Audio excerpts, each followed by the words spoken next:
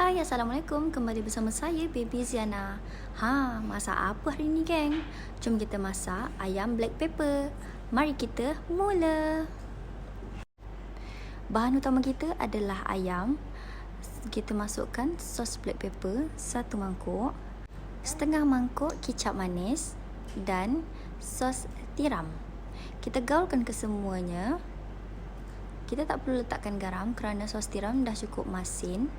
Kita gaul dan kita biarkan ayam itu terperap dengan bahan-bahan tersebut.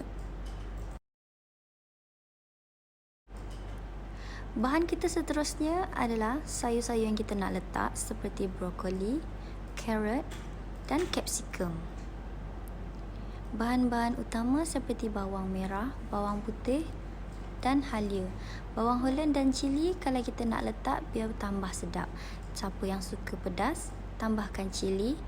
Siapa yang tak berapa suka pedas, nak rasa black pepper tu saja, tak perlu tambahkan cili. Seperti biasa, kita kupaskan ke semua bahan, bawang-bawang, dan kita kikiskan halia.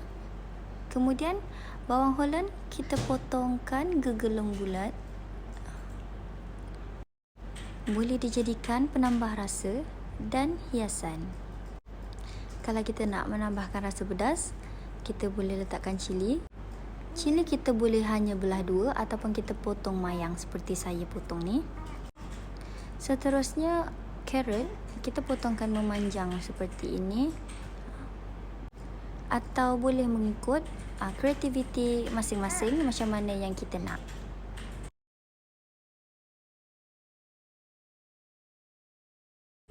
Seterusnya, capsicum. Saya hanya menggunakan 1 biji capsicum saja. Kalau kita tak letak capsicum pun boleh, tapi kalau nak lagi sedap, kita letakkan capsicum. Nak kalau warna merah, hijau dan kuning tu ada. Capsicum tu saya potong-potongkan dadu. Seterusnya, saya potongkan brokoli untuk menambahkan warna-warni dalam masakan. Dan brokoli pun banyak khasiat dia.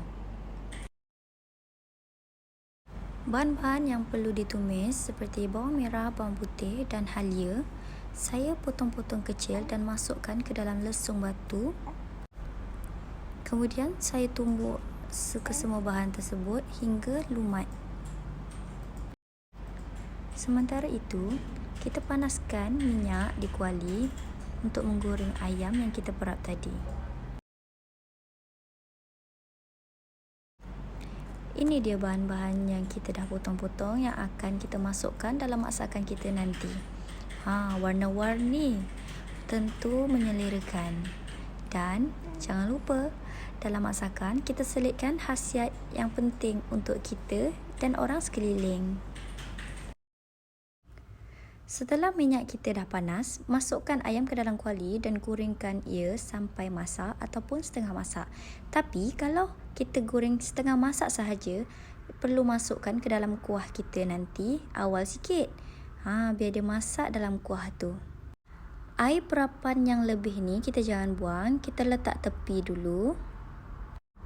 Oleh kerana bahan perapan kita adalah sos, jadi ayam kita akan agak hitam-hitam dan hangus macam ni. Tapi jangan risau, hangus dia tak pahit tapi sedap.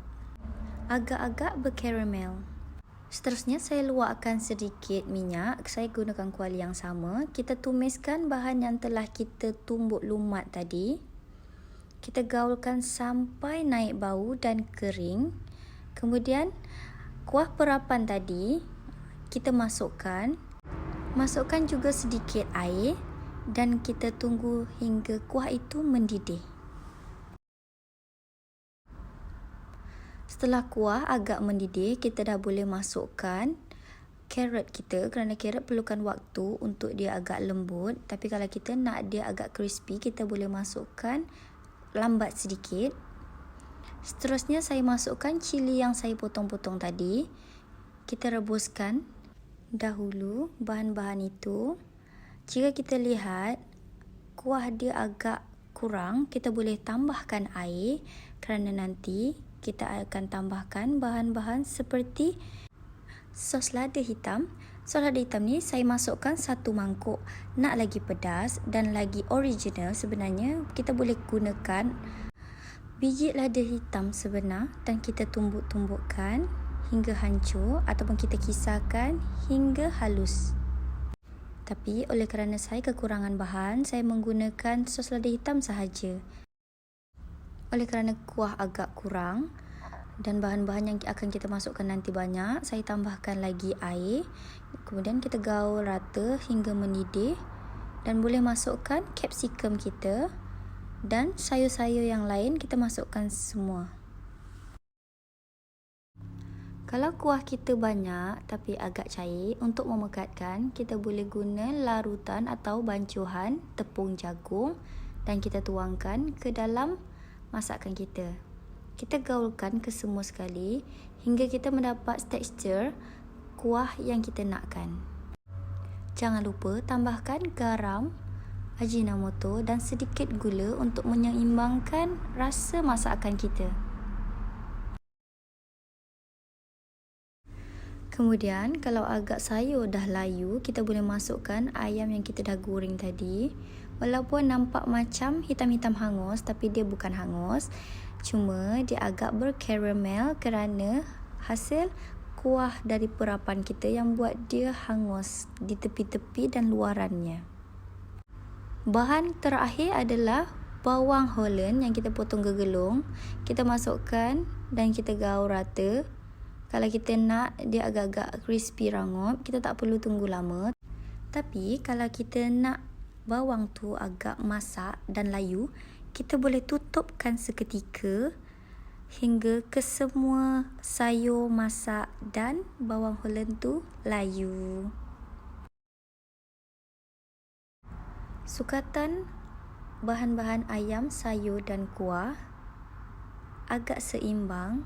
Tak terlalu banyak dan tak terlalu sikit. Ayam masak black pepper kita dengan kuah yang pekat, sedap, likat, cukup rasa. Sesuai untuk semua peringkat umur dan sedia untuk dihidangkan. Makan panas-panas pun sedap. Makan time sejuk pun sedap. Lagi sedap kalau kita makan bersama nasi putih yang panas. Ini sahaja menu saya untuk hari ini. Masak apa, geng? Saya gerak dulu. Apa-apa, Roger.